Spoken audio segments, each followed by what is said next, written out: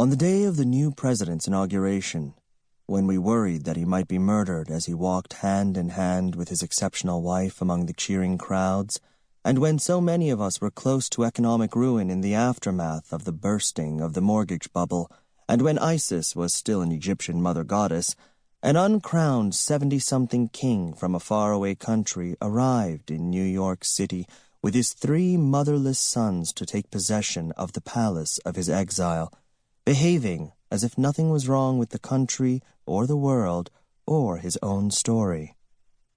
He began to rule over his neighborhood like a benevolent emperor, although in spite of his charming smile and his skill at playing his 1745 Guadagnini violin, he exuded a heavy, cheap odor, the unmistakable smell of crass, despotic danger, the kind of scent that warned us, look out for this guy, because he could order your execution at any moment, if you're wearing a displeasing shirt, for example, or if he wants to sleep with your wife. The next 8 years, the years of the 44th president, were also the years of the increasingly erratic and alarming reign over us of the man who called himself Nero Golden, who wasn't really a king, and at the end of whose time there was a large, and metaphorically speaking, apocalyptic fire. The old man was short, one might even say squat, and wore his hair, which was still mostly dark in spite of his advanced years, slicked back to accentuate his devil's peak.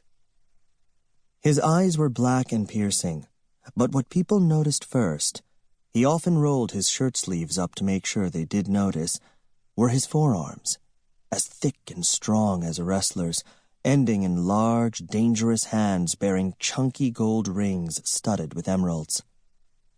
Few people ever heard him raise his voice, yet we were in no doubt that there lurked in him a great vocal force which one would do well not to provoke. He dressed expensively, but there was a loud animal quality to him which made one think of the beast of folk tale, uneasy in human finery.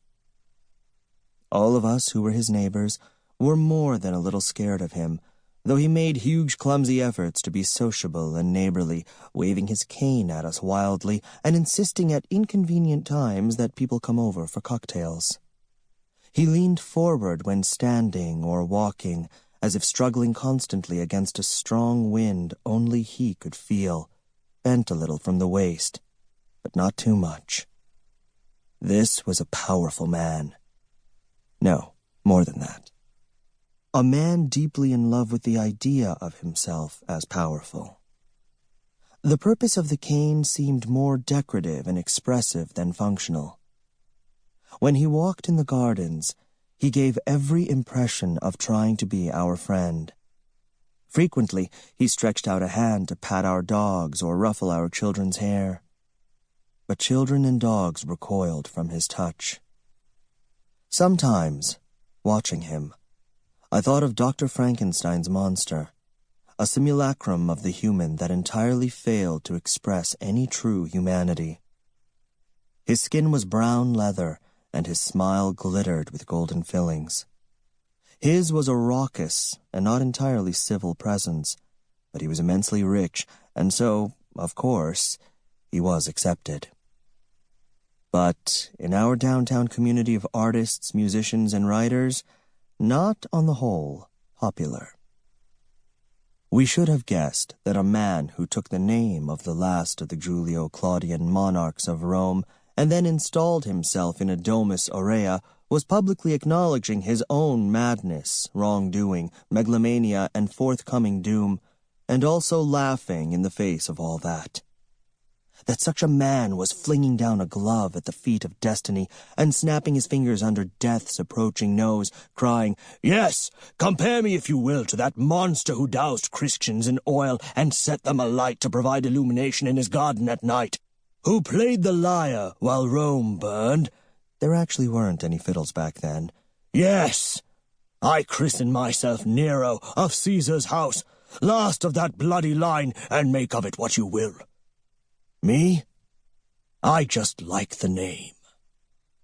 He was dangling his wickedness under our noses, reveling in it, challenging us to see it, contemptuous of our powers of comprehension, convinced of his ability easily to defeat anyone who rose against him.